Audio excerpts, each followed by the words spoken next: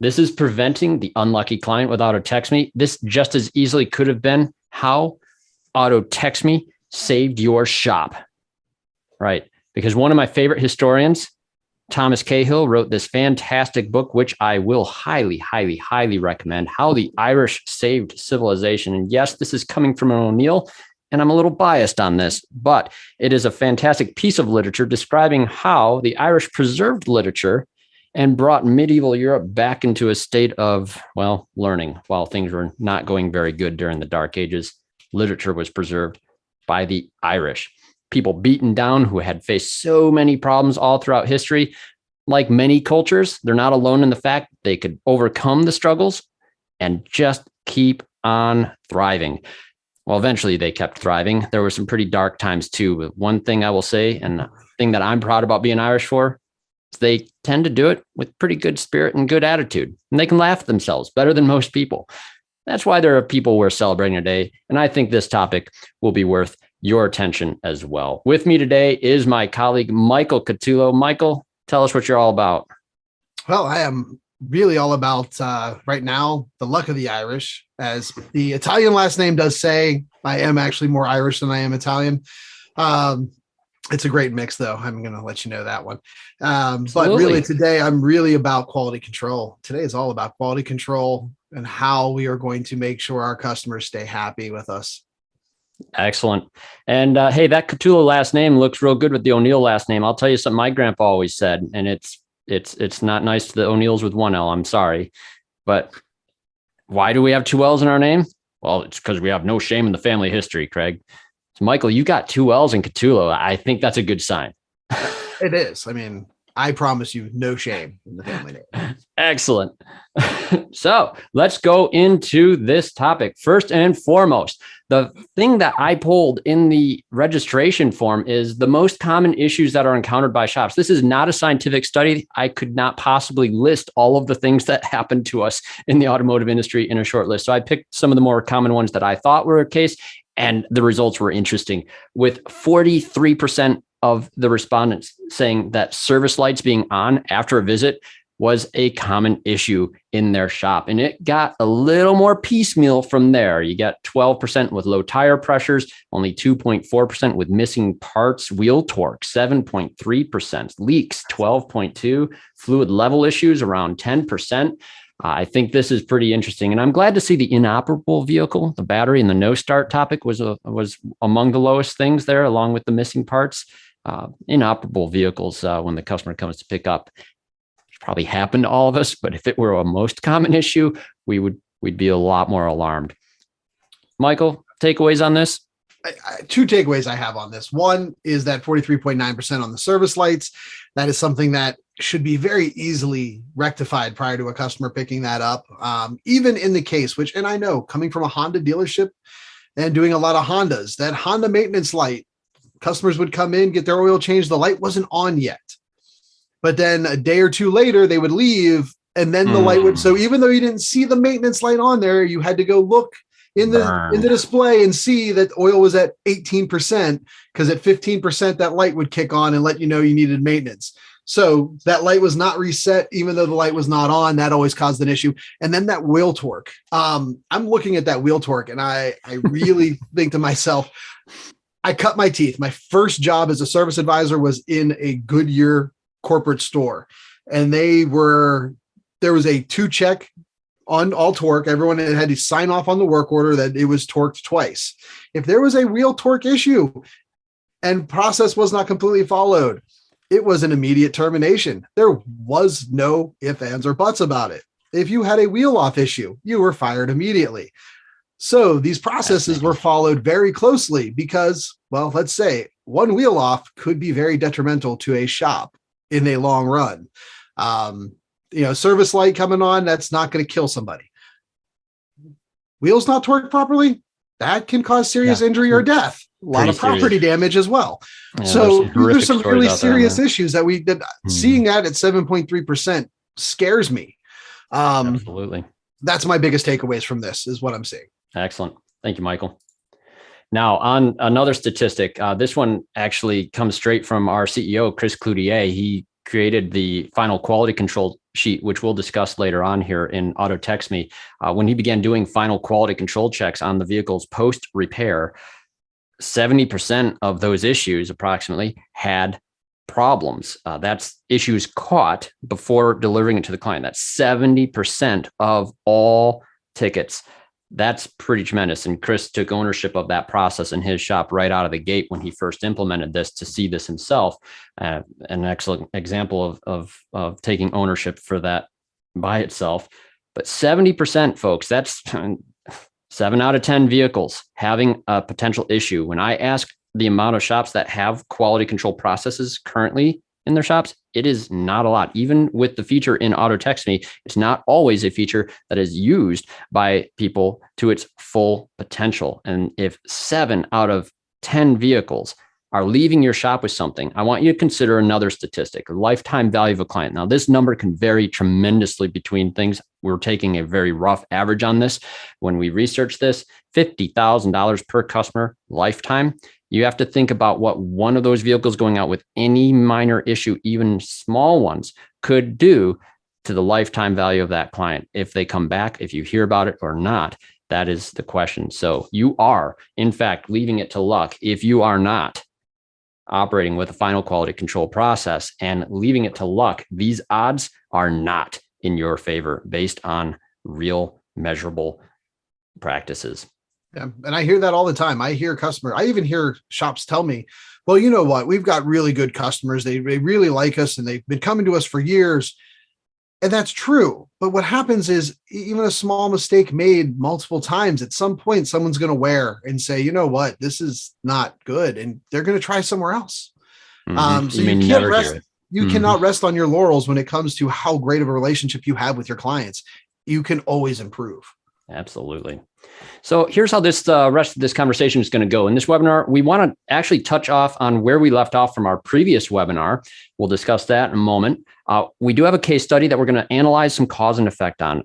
When we asked on some examples from our audience in the registration process, a few people gave us an answer, and we'll keep it anonymous, of course, as we mentioned. But I do have a case study that I want to pull out that hit a lot of buttons for me on really what I would consider almost a near total process breakdown that resulted in an unsatisfied client. So we're going to break that apart. We're going to also show you a strategy on how to dissect a problem once it comes in. And then we're going to talk about some of the final quality control best practices that you can implement specifically with the tool. We're going to go in tool with Auto Text Me. We'll show you a few things on the checklist. And we're going to talk about whose responsibility goes along with that.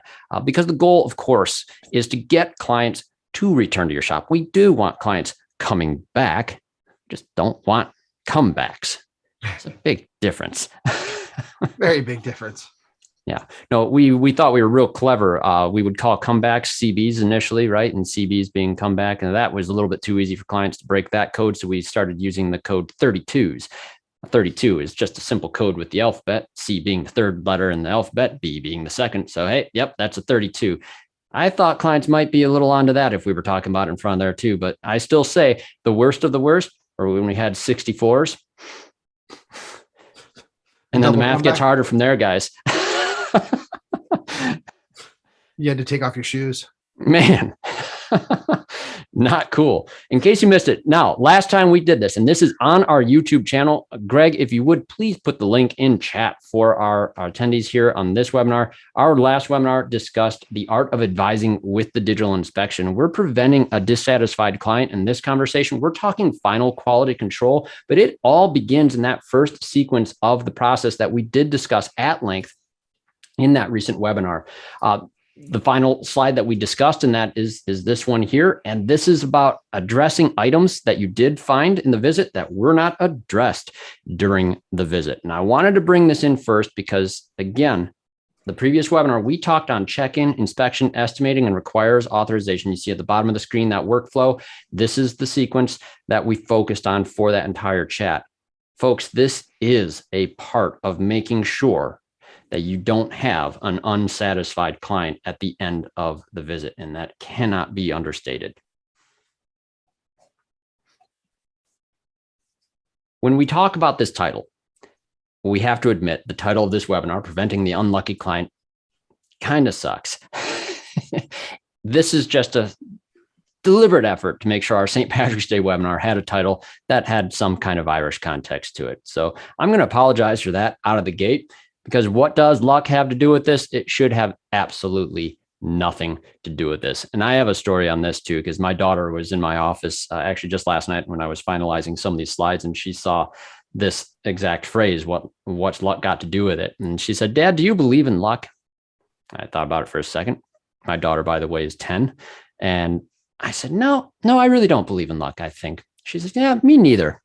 I said, but I do believe a lot of people rely on luck.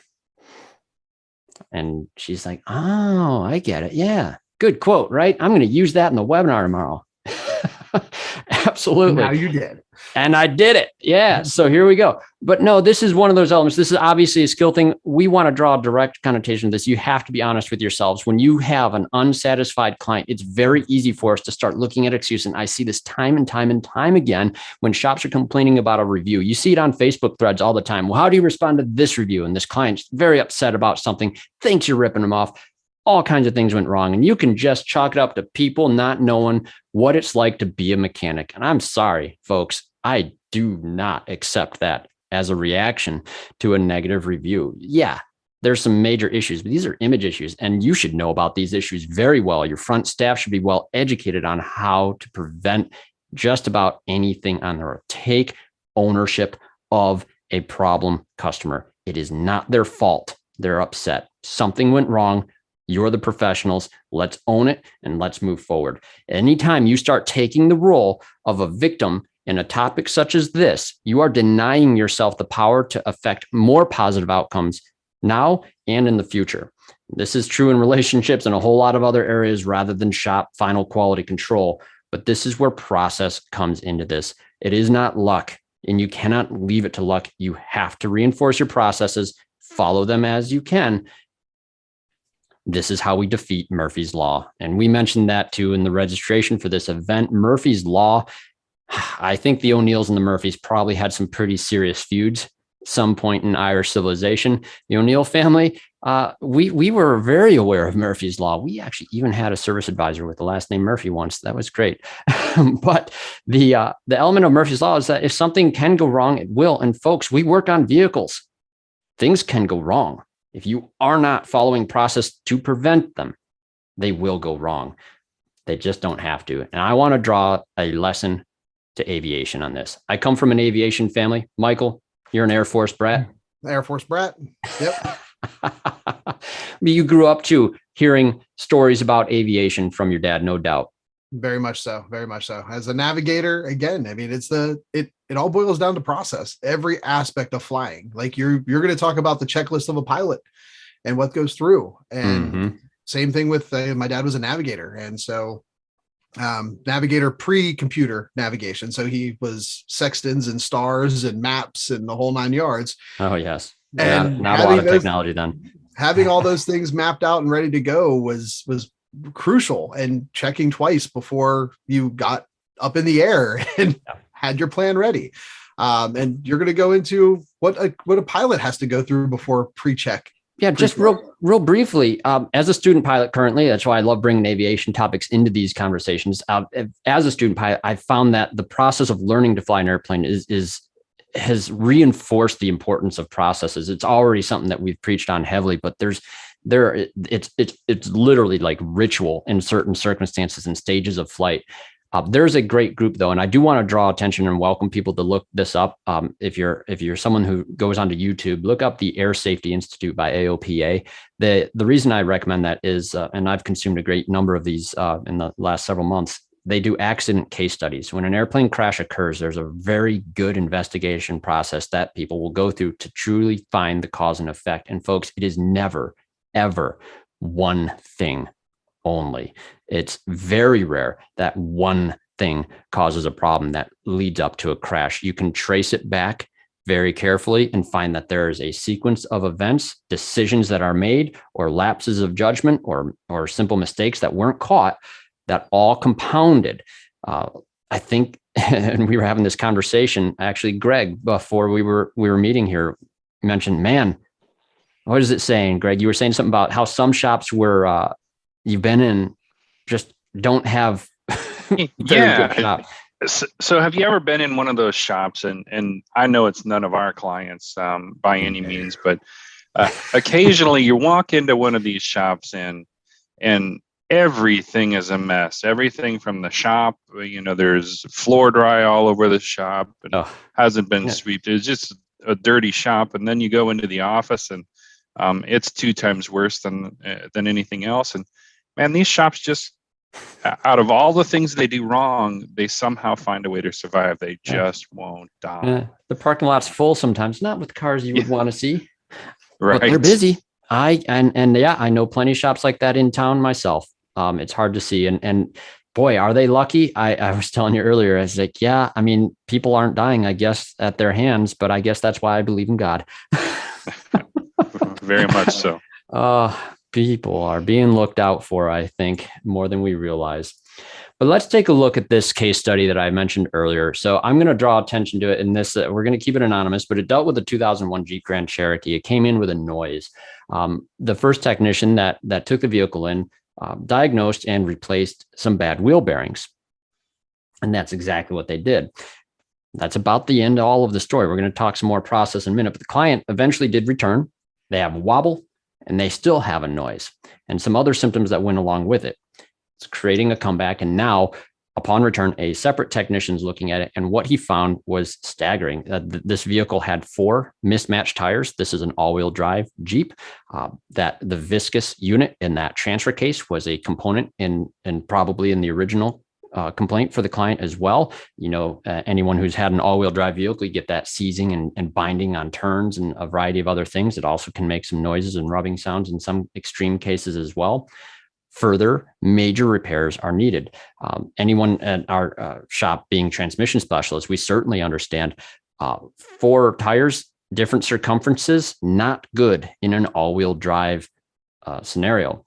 There's a lot of points that we'll discuss on this, but the key thing here is the client had returned, and actually there was more than 2 additional visits after this in this story. Frustrated, delayed on a trip, can't go on their trip on time, doesn't know what to do, doesn't know if the shop's any longer qualified to address the issue. What happened? When you have a case study like this, there's a specific strategy that fun to do if you're not the one that's being affected by the problem at the moment. It's called a fishbone diagram, and I'll insert a disclaimer here on this slide. My graphics helper, Joe, did not help me with this slide. These are my fish editions. So bear with me, but you get the sense of a fishbone diagram. What we're actually doing is we're dissecting multiple stages of an issue. And this is usually used to look at any potential cause in different categories: the manpower, the facility, machinery, equipment, tools, you name it. You would take down a cause and effect analysis on this whole thing. At the very end of this diagram, you see the fish head here. This is the problem where things are realized into a problem. But since we discussed process breakdown leading to problems, we want to take this process section by section and discuss, with that case study in mind, what went wrong. Those first 4 statuses we dealt with in our previous webinar, right up front, I'm going to say out of the gate, a failure to set expectations was the beginning point for why that Jeep had to come back in the first place. And this guy, mentioning on a return visit that he's now delayed for a trip. Why didn't that come up in the conversation with the service advisor? Consultative advising is one of those skills that we talked about in the art of advising, and we want to make sure we're interviewing the customer completely on that segment. Michael, I know this is something that you focused on a great deal with our clients. It doesn't even becomes a bigger deal, because this is also a point where if you found out the customer was getting ready to take a trip, you can now offer the more extensive paid inspection for a pre-trip inspection that is going to be more detailed.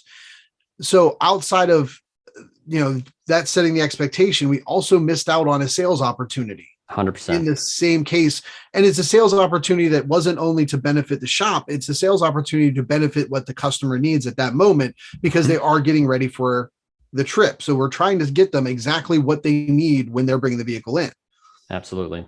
And you're spot on. And in this particular story, there was no inspection that was performed on this vehicle when it came in with the original problem. No inspection was performed.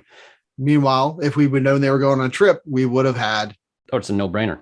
For auto text me clients, I would expect that to be a common point, right? If customers going on a trip, man, if it didn't even come up in the conversation, that's already frustrating. If you're laser focused on just the reason that a customer came in, there's all kinds of other pressures that might be there.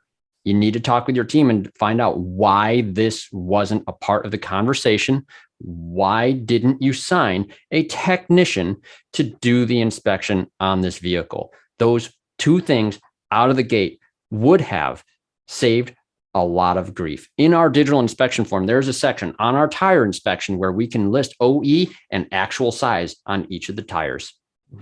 Why wasn't that filled out? Why isn't that being documented? Why, when that customer came back the second time, did that have to be brought up to him as a reason why he still has an issue? That's not good. Then we get into the next segment, failing to estimate all issues. Now, service advisor, are they at fault on this one, or is it the technician who didn't do the inspection? I would argue first and foremost, service advisor. Not holding the technician to a process and requesting and requiring it sets a consistent pattern behavior where those don't get delivered to you, are not leveraged, and you are now left focused only on the thing that you first found is wrong. Yeah, because that's all you're looking. You found one thing that's causing a noise, and you go with that. The first thing. So it starts the downward spiral. Yeah, and it's not surprising to me that wheel bearings were the focus of a symptom like this. It's the first thing, exterior wise, moving inward towards a vehicle that might get looked at. What bothers me the most about this particular example is when you're diagnosing a wheel bearing, you're all over the place with that wheel. You're even putting your hands on it. And the other thing about this story that is worth knowing is what it sounds like is the tires were in bad shape as well as being mismatched. So to deliberately ignore that, we're going to talk on some of that later. This shop doesn't sell tires. The fact that they don't sell tires is the technician already cognitively dismissing that tires are benefit for him to even look at. But then isn't that a failure of recognizing our responsibility as technicians to make sure the vehicle is safe, reliable, and efficient? Absolutely, that's the job. Yeah. Now, the lack of consultation comes back into this as well, because in the estimating phase of this process, had that service advisor known anything about how this customer is intentionally going to be using this vehicle, they would have probably been looking for additional items and been having that conversation with the technician to look for additional items on this vehicle to make sure it's safe, reliable, and efficient. This first four segment, I think would have actually saved this shop any other issues moving forward. Now, we get into the actual servicing part of the job. When you're replacing wheel bearings, you've got wheels off already. There's a plethora of things that you're probably going to notice while you're at this. I think there's some elements in work order documentation that come into this as well. When you're not documenting how the repair went and what you all did, I think it's leaving the door open for some of those ever since you type of moments. You shouldn't be discovering these things while working on the job. It's already a problem if you're relying on that. But if a technician is feeling rushed, this could be why this is happening.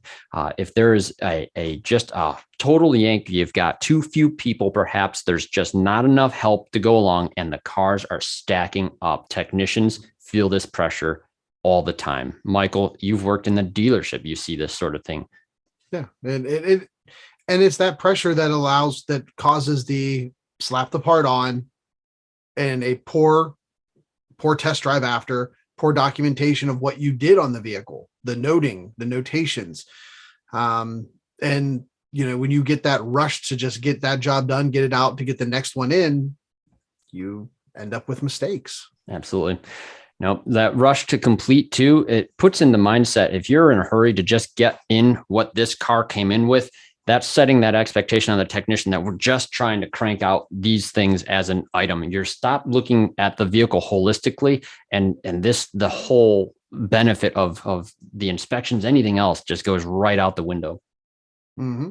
Then the last segment here, after the work is done, there is a final road test process everybody should be taking part of. I do meet shops on occasion where you get a guy who's not a good final quality control guy. They drive things. All they're doing is verifying that the wheels they put back on aren't falling off. that the oil they just changed might be full. I don't even know if some people go to that length, but in this particular case, if you did a final road test, there's noises, wobbles, and bindings. Why wasn't that brought up or mentioned? Was it even being looked for? Did it actually get driven? Is it documented that it was driven? Any of those elements on this don't exist because there was no final quality control check at all. That leads to the final thing with no follow-up strategy. This customer should have had an advisor reaching out, making sure things are good. And if it isn't, let's get an appointment in before that trip again. Consultative advising gives you that ability. And if an inspection had been performed at the beginning of this ticket, you would have had any of those other issues that were noted. If they didn't want to take care of that, that's their choice now. It isn't going to be an argument about why they have an issue they didn't think they had.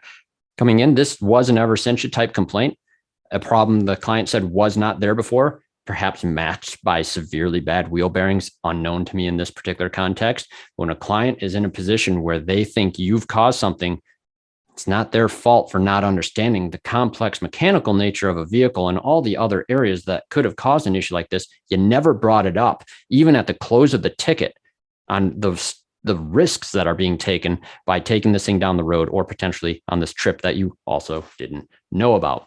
So I don't want to beat up the people involved in that too much. It's anonymous, but if they're watching, they might know who they are.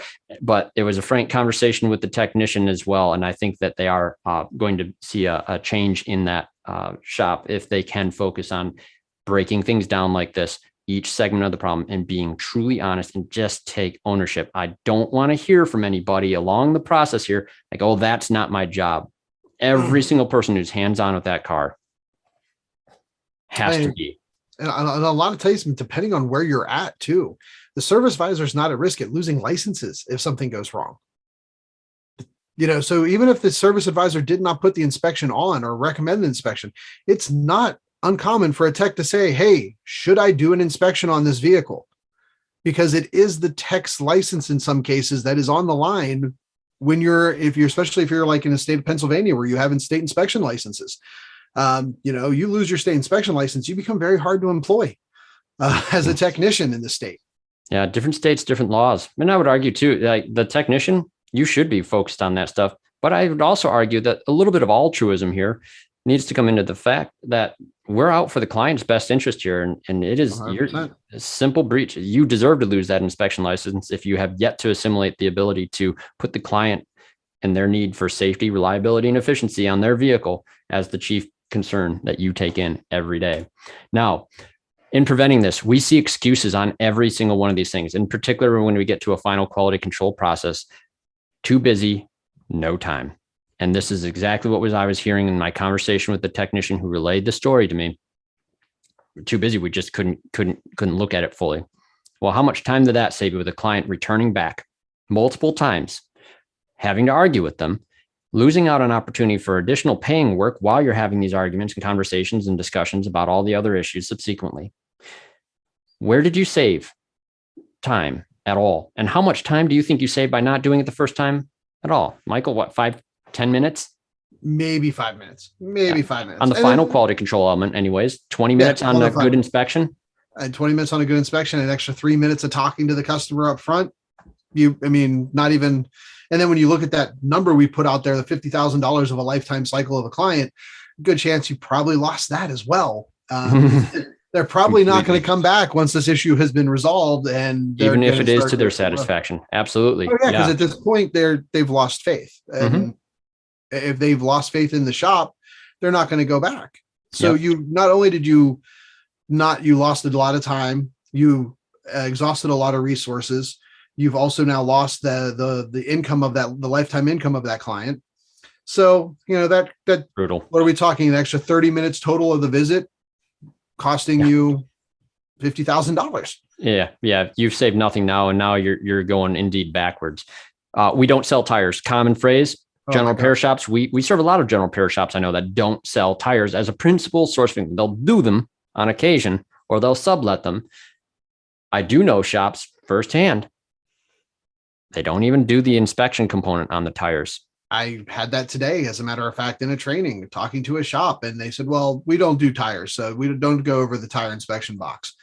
And I said, Ouch. you know what? You don't even check to make sure they're good. Even if you just yellow, green, red them, just they're good, bad, give something that is letting the customer know that the tire is good, or should, even if you don't sell them, you should go, because again, safe, reliable, efficient. Mhm. And even if you don't sell tires, we should be telling the customer, hey, your tires are due to be replaced. Let me get you in our contact with the person we recommend for tires. Absolutely. Develop a relationship with another shop in town that does. Yep. And but the fact that you don't sell tires means you don't look at them. Come on. That's bad practice. Unacceptable really these bad days. practice. Yep. I really have increasingly less patience for that from shops, and I don't like having to come across hard on some things, but I'm coming at it from a sincere belief that by focusing on these things, we're saving you a world of heartache and pain. And I know people are probably tired of hearing, because I think we brought it up now. This will be the third probably webinar we brought up the case where the woman wrecked her car, ended up in a wheelchair. Yeah. That was a large franchise. The dog died, and the franchise got sued very heavily. That they had paid lip service to doing a safety inspection, had an unqualified technician doing the inspection, and they failed to recognize the date code on the tire, that these things were 10 years old. And that is way too old for any tire to go on a road trip. And she has a blowout on the road. And I mean, and I know we've referenced it many times, but that's a huge. Yeah, we should have brought that in on this one too. That was a case that in fact dealt with a Meineke shop, if I'm not mistaken, and that was settled. The lady, I think, $11.8 million settlement. So liability concerns are out there, but fortunately the lady survived. But being in a wheelchair forever, man, that's terrifying stuff. Tires cannot be ignored, folks. It's where the rubber meets the road. It's not really just important. a saying, right? Not just a saying.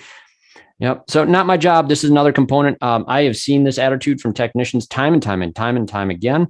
And this is also unacceptable now. And my dad was always really good with a phrase on this. Growing up, he had this uncanny ability to be walking by technicians working on a vehicle, and a great example of ownership being involved in a process too. Management by walking around, real thing, right? And he said, "Were you going to mention this on this vehicle?" It's like, yeah, nope. Didn't notice that. Right. And so, well, are we in the business of fixing cars or not? We are in the business of fixing cars. Yes. So why not mention it? I will catch it next time. Right. You've got to be able to do this. Sometimes the reason people don't look at stuff, we've mentioned this before, didn't want to overwhelm the client with additional concerns. And this one kills me too. Don't want to lose out on a transmission job. Don't want to lose out on a brake job because you have to find too many other additional items on the car. Well, guess what, folks? If you're withholding information that's vital to the client's safety and the reliability of their vehicle and efficiency of their vehicle, that is not a service. That is, in fact, a disservice, and it is a lie by omission. And you should not be surprised if that turned into a never sent you. And my sympathies for you in that circumstance are going to be very, very, very minimal. This is a breach of process. And it goes back to the lifetime value. You have the value of one ticket. If we show too much work that is needed on that vehicle, and the customer looks and goes, you know what, maybe it's time for me to go get a new car. Okay, that sounds like a great idea. Guess what? They're going to bring that new car back to you too. It goes to the life cycle. It's not just what you're getting on the one ticket. It's what you're getting from the client for the lifetime, outside of the fact that we are still doing our job of making sure a vehicle is safe, reliable, and efficient. And how about this one, Michael? The don't look over my shoulder. Yeah, it's a big one I hear a lot too. People don't like to be critiqued on their work. We're humans. We don't want to be told that we messed up. We don't want to be told that we did something wrong. That is human nature. But at the same time, having someone look over your shoulder to double check something, a fresh set of eyes, think about how many times in your life you couldn't find something. Even just think about, I misplaced something in my house. I can't find it. Hey, did you see this? Oh yeah, it's right here. Because a fresh set of eyes are looking at things from a different perspective, can see things differently. it's not just looking over your shoulder. It's just a different set of eyes that allows you to look at things from a different perspective. And it's an element of taking ownership here too, because the don't look over my shoulder is saying, I don't make mistakes. And I talk to technicians all the time. It's like, I don't have any comebacks coming in on me. Never. Oh gosh, dude. But seriously, our shop was very good at this. And the times me and my brother were in the family business in particular, we had a look over policy about midway through on major repairs where we would have another technician come and eyeball things before we got to the big phase of putting like a subframe or something in the vehicle, making sure everything else is all set. We didn't miss anything that's going to be covered up very soon when we follow through with the next process, sequential technical observations from another team member, just out of the humble perspective that we are followable creatures. We need that extra set of eyes. This helps me make sure that I can maintain a problem-free record. And a lot of times it's not even the tech that made a mistake. I mean, this goes back to some of the things I talk about when it comes to communication. We want to communicate in a way that we don't interrupt a tech. Tech gets interrupted. They miss something. It's not necessarily the tech making a mistake. Someone else came in and pulled the tech away, causing the issue. Yep. It's not necessarily, we're not looking at the tech's work. We're just making sure things are there and the way they're supposed to. And you can do this without making much of an interruption. We would call for a look over. Hey, that's fine. I'm going to take a couple minute break here. I'm going to grab a drink of water. They're going to stop doing what they're doing in a moment here too. They're going to come and take a look at my stuff. And this made us better. We actually did get to be kind of jerks about it too. It's like, you got shop humor. You can bring into this like, all right, need a look over. You're not going to find anything. Good luck. Because you did. When you know you were going to get that look over, you went over it first yourself. You paid attention better yourself. And then that guy coming in, it's game on now. I am not quitting until I do find something. And we got so picky that little clips and pins, if they weren't in the OE spot, it evolved to the point where these cars, I think, were going back together and better than factory condition. So it's just a deliberate effort to improve yourself, and always keep that. You've got room for improvement and you have room to let people evaluate you. No problem. Now, let's get into the final quality control elements of this. Best practices on final quality control. This is in every ticket. No bars, no hold, not optional, must be done. Every ticket, part of the process. How long does it take, Michael? A QC checklist like we do? 5-10 minutes most. I mean, if you've got to drive in there, 10 minutes, if no drive, 5 minutes, but there should be a drive. Yep. And we're going to build this checklist based on who is going to perform it. So a checklist, we're going to talk about this in a moment here, but the other thing about a final quality control best practice is it requires extreme honesty. It requires documentation. And if you're going to document things well, it has got to be honest. Junk in, junk out, QC process where you just go and mark a bunch of check boxes green does nobody any service. We need this to be a diligent piece. And then we also need to include accountability of the ticket process. Another example from that I've learned from Chris as well, Chris Cloutier, our CEO, he has a birth to death ticket analysis that he will do. And sometimes it's a random selection of tickets that they'll literally go through sequentially, even without a problem, and just see how the ticket process goes. Quality control checklist can do a microcosm of a birth to death process by including some of those elements that must be performed for every ticket. We're going to touch in on that. Before we jump into the tool, I do want to ask a question, and Greg, feel free to put up the poll on this. Who do you think should perform the quality control checklist? Should it be an advisor? Should it be a technician? Should it be the owner themselves? What about the manager or the foreman? I think there's a lot of different potential for this. I don't think there is a wrong answer to this. I'm curious on the opinions that people have, and I'd love to see that feedback, and we'll share some of those results. Now, while you guys are filling that out, I want to go into the tool and we're going to talk about some of the checklists. Now, first and foremost, we want to keep things very simple. We want to base this on areas where we do want to improve, and we want to determine our checklist based on the qualifications of the individual that we are talking about now on the poll. So let's go into our tool, and we're going to go and we're going to pick on a ticket here just out of any ticket, doesn't matter. Shops with quality control enabled. And if you don't have quality control enabled, please let us know in chat. We'll happily turn this on, but anyone using our inspection feature will have a quality control form, which can be created and followed for each ticket. Now, if kept this very simple. I've had this as short as 5 or 6 points for shops new to this sort of a process. And I usually try to guide it to about a 10-point checklist.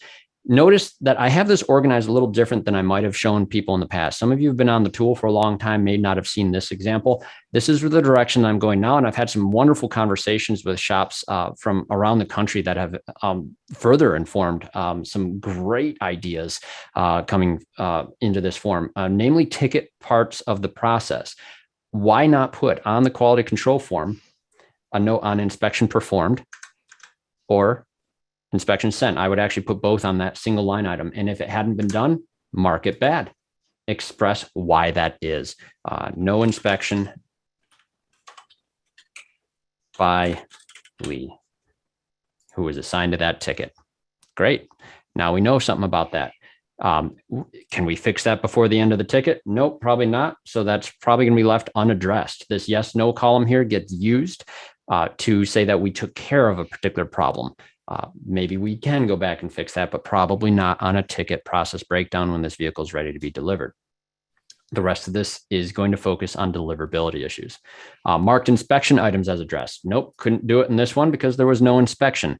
This is a great line item to put in here because one of the features inside of auto text means this yes, no column exists in the DVI. For red and yellow items, you can mark whether or not an item was addressed during your visit. Is that good record keeping? Very good record keeping.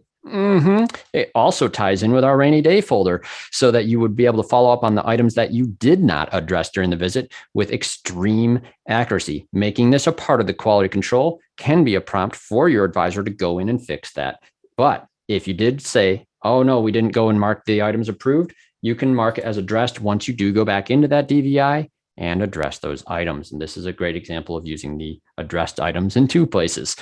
So last piece is the final road test second to last piece on this is the final road test. This is one of those pieces that I shouldn't have to point out. Man, we got to drive everything. And if something is found on that road test, you note what it is and you mark it red. This is not a moment where you go take it back into the shop, fix whatever was wrong with it, and then mark it green. No, you mark it red because you found a problem during the road test process. This is to be celebrated.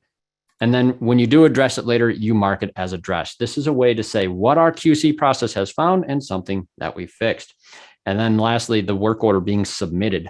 There's a lot of shops on paperless now, a lot of shops doing work orders. A problem I have seen is technicians will mark the job complete and will fail to hit the submit button. We don't have any prompts currently in the tool that force you to submit stuff like that to go through anything, but you can definitely police that process yourself.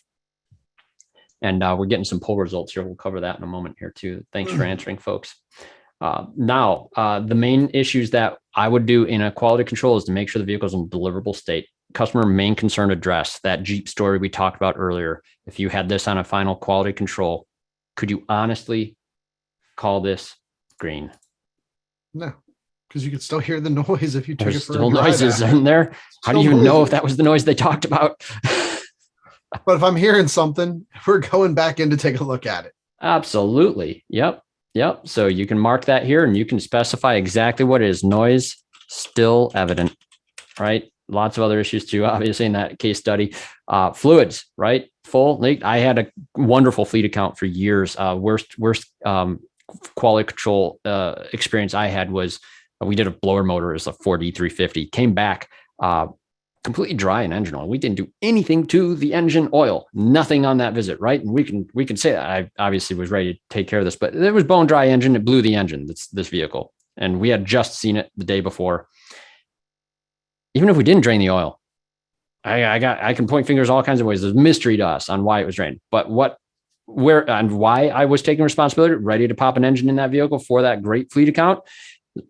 We should have absolutely checked the dipstick on that vehicle while it was here before we delivered it to you every single time. I don't care if all we did was scan it for codes. You're checking some of the basic elements that make an engine not go boom.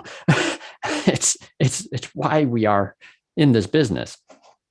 Fluids all the time, every vehicle get checked. The ones that are able to be checked. Although I would still argue too, some of the ones you have to check by putting on a rack should be having some parts of your process built in on that ticket to take a look at those things. Should not be ignored. Mm. Codes and warning lights was the biggest issue we saw. When you find it, you mark it red. You say what light it was. Put a note on the technician who had the car last. It's not to beat them up. It's to help identify how frequent this happened. Air pressure, every car, every single time. Folks, this can kill people.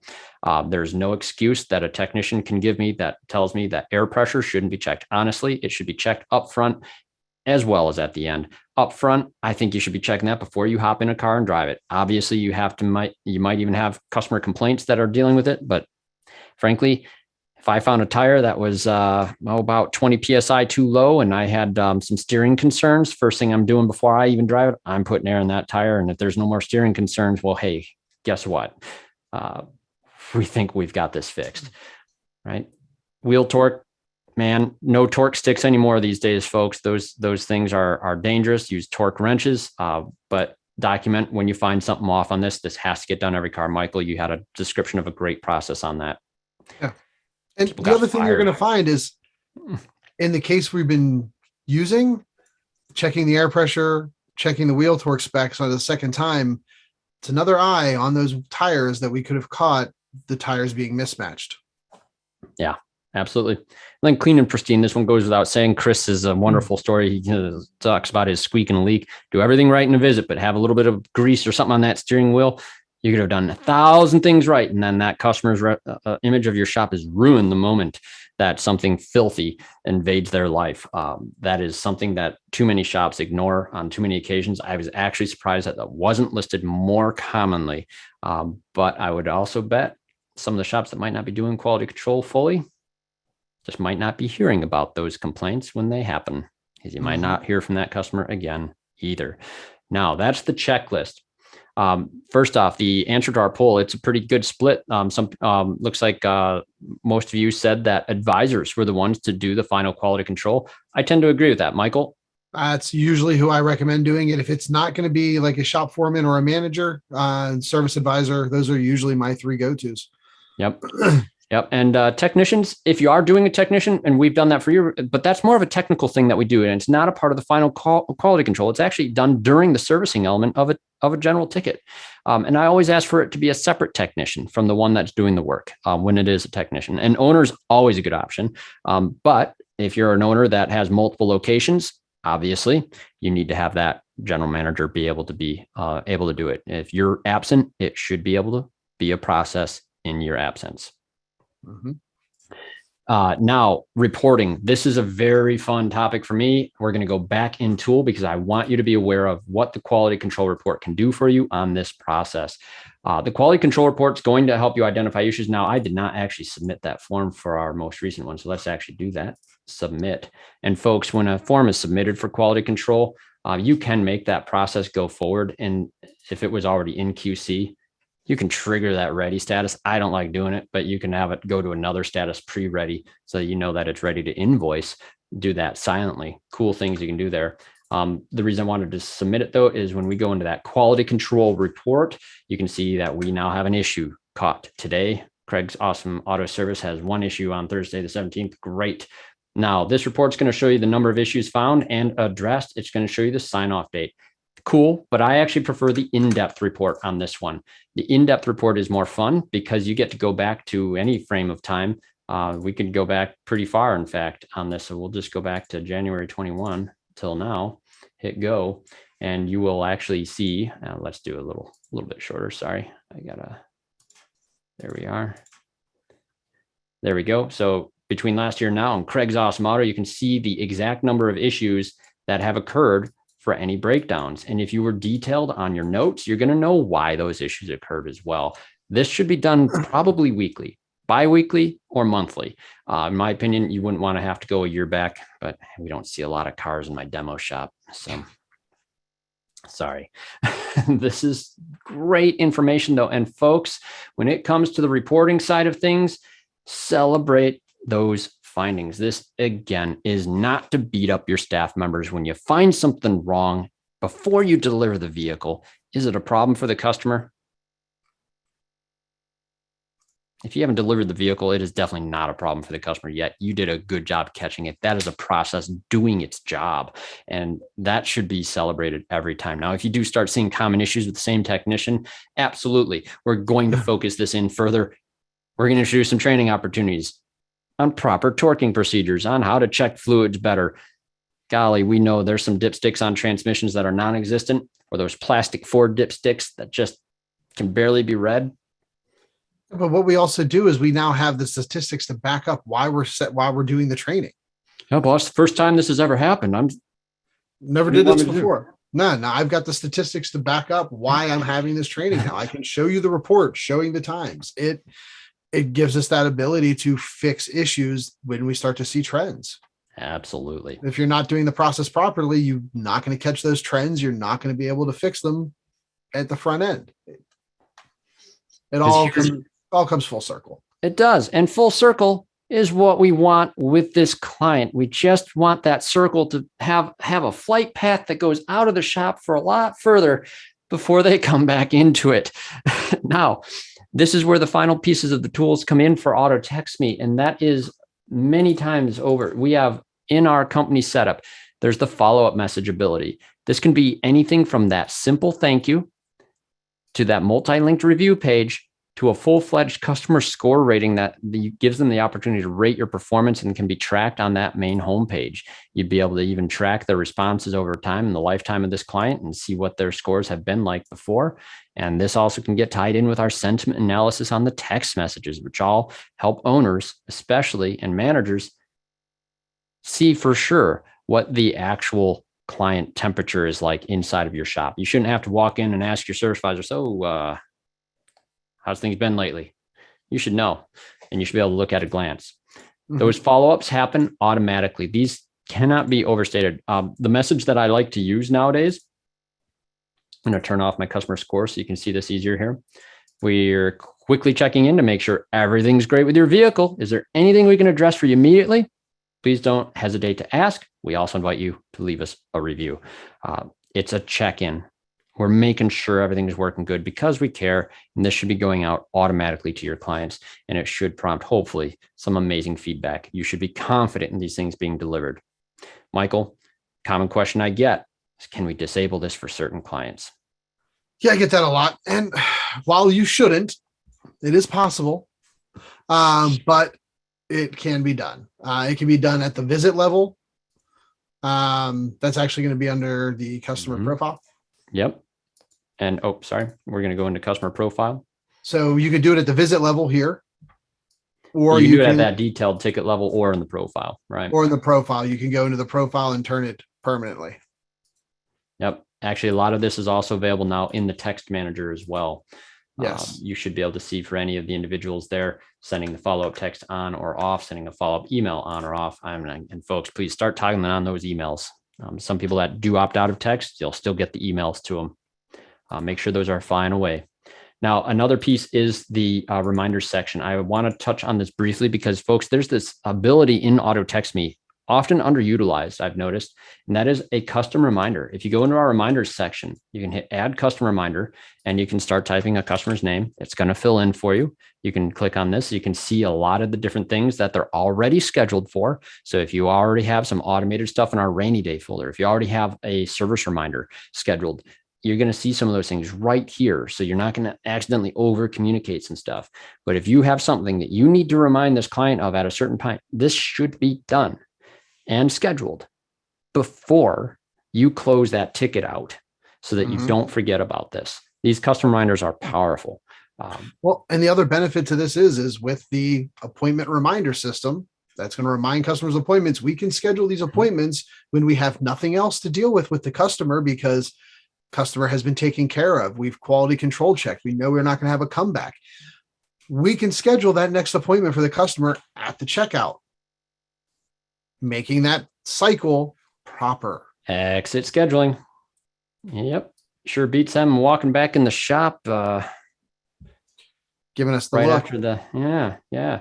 Now, service reminders is that new feature too, where we are automatically, certain shop management systems have that ability. I do encourage you to reach out and ask, let's see, Shopware Tech Metric, Protractor Tire Shop. And I don't know on Omnique, but I think Omnique too should have that service reminder ability with shop management system history, where we identify the jobs on the work order. We automatically schedule the next one that the regular maintenance like oil change comes into play. That should make it very simple because our service reminders do have the ability to automatically put an appointment link in that for your client. So we did get one question here. Oh, go ahead. I just happened to notice this one pop up that can't you skip a customer in the reminder section too for follow-up? So you absolutely can. Yes, you can. Yeah. And if you see things in your queue, you can skip stuff, delete it. Lots of things in your reminder queue. So anything that does get scheduled, if Joe Palooka is actually really angry and we don't want him to be reminded to give us a review, we can go ahead and cancel that follow-up and make sure that it's removed from that queue. Simple as that.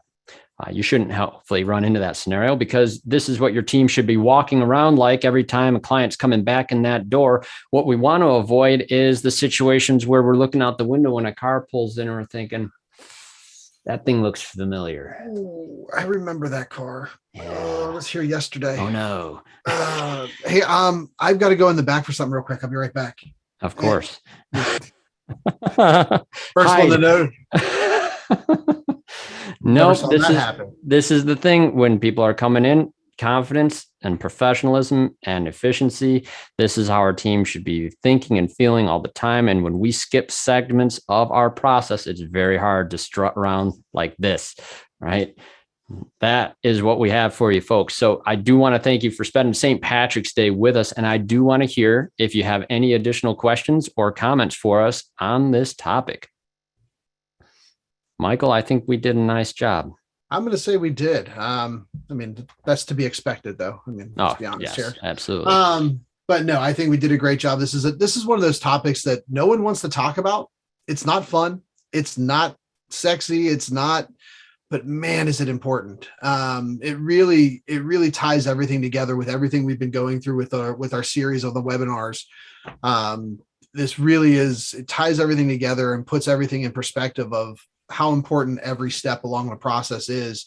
Because when you get to the end, if everything's been done right, the final quality control check should be a very simple process and go right into your follow-up process. Yep, absolutely. A great question from a great Irish name. Sean O'Connor asked, where or when will this be posted on your YouTube channel? And this usually takes us a couple days to a week when we do a live recording like this. So look for that there. I will send an email out to all registrants, all attendees that have joined us today. So look for that email as well. We'll let you know through that. Thanks for being here, Sean. Great name. Awesome, folks. Thank you so much. Is there any final questions, Greg? We look clear on there? I believe we are all good on questions, guys. Wonderful. Hey, Greg, any final comments from you? Great topic today, guys. A lot of great content here. I think you guys nailed it. Hey, I'll plug the book one more time, How the Irish Saved Civilization. If you're not into the paperback and you want to do it by audiobook, if I'm not mistaken, Liam Neeson, I believe, did the narration for this title. Not a bad way to listen to a book about the Irish, I have to say. So pick it up, enjoy it, and look at his next books too. Talks about a lot of great things. That's my book recommendation. Thanks so much, everyone. We'll see you on the next one. Goodbye, everybody. Bye.